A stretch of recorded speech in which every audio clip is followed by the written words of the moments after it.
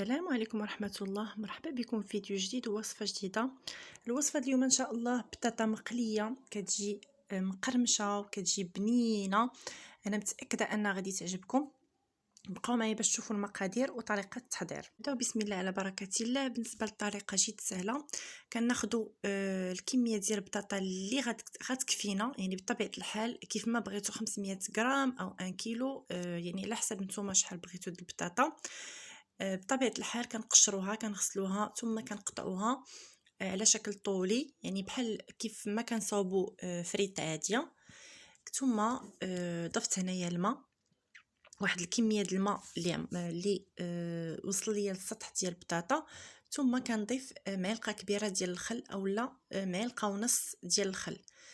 ثم كنحاول نخلطها بالمعلقه باش كيتجانس داك الخليط ديال الخل مع البطاطا. ضروري هاد المرحله هادي ديال الخل باش كتشد البطاطا في راسها. ثم من بعد كنصفيها، كنغسلها وكنصفيها. بالنسبه للخليط اللي غادي نخلطوا به هاد البطاطا، كناخذوا وعاء كنفرغ فيه زوج بيضات كبار بطبيعه الحال. درتو كميه كثيره، كديروا 4 البيضات اولا 6 البيضات على حسب الكميه ديال البطاطا اللي درتو. انا هنايا تقريبا درت كيلو الا ربع د بطاطا، يعني ما كاملش كيلو، ودرت زوج بيضات ثم شويه الملح، الابزار، ثم تحميره بطبيعه الحال تكون معلقه شويه كبيره عامره. بغينا واحد الخليط يكون عاطي واحد اللون احمر شويه، ما تكثروهاش بزاف ولكن معلقه صغيره عامره. شويه الكمون ثم الثومه بودره.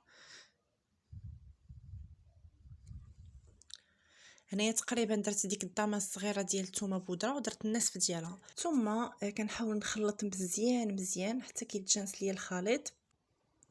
ثم من بعد غادي نضيف معلقه صغيره عامره ديال الخميره الحلوه، يعني تقريبا ساشيه وحده فيها 8 غرام. كنحيدو منها شويه فقط، يعني ما كنديروهاش كامله.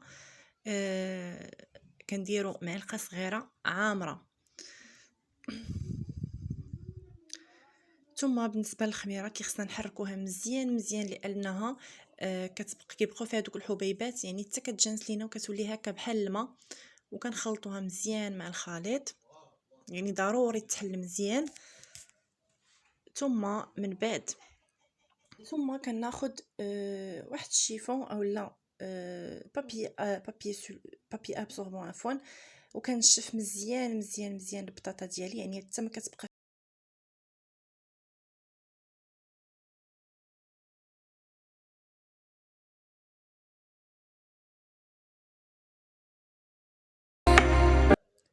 ثم من بعد ما نشفتها كنخوي عليها اولا كنفرغ عليها داك الخليط اللي خلط ديال البيض، وكنحاول ندخلو في البطاطا مزيان.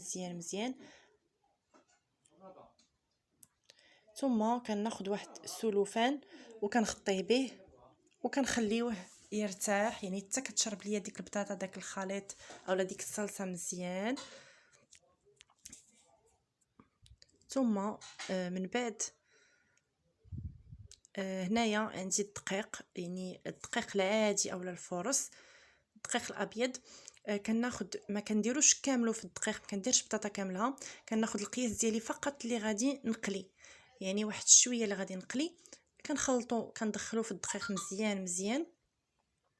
يعني هاد المرحله مهمه ديال الدقيق، اللي كنحاول نعمر البطاطا بالدقيق مزيان.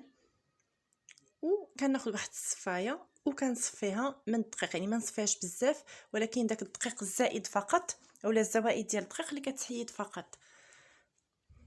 ثم على هذا الشكل هذا كناخذ البطاطا كامله ديالي اللي عندي وكنحاول نصفيها مزيان. ثم من بعد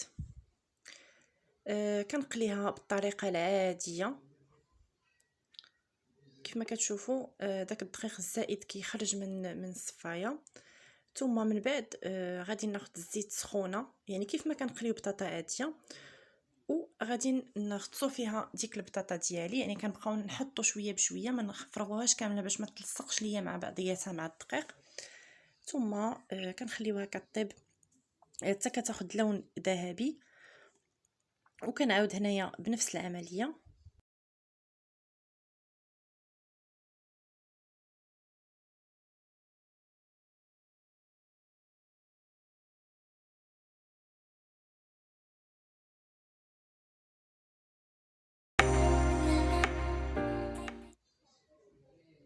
ومن بعد ما طابت ليا، يعني كتجي على هذا الشكل هذا، كتاخد واحد اللون دوغي، يعني ما تخليوهاش تحرق. كنقيسوها كنشوفوها طابت، وكتجي على هذا الشكل هذا. صدقوني كتجي اكثر من رائعه، كتجي بنينه بنينه. هنايا قدمتها مع شويه الحار والموطارد، يعني كتقدموها مع المايونيز اولا مع اي الصلصه اللي بغيتو.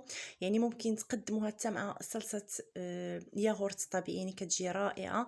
راني ديجا شاركتها معكم.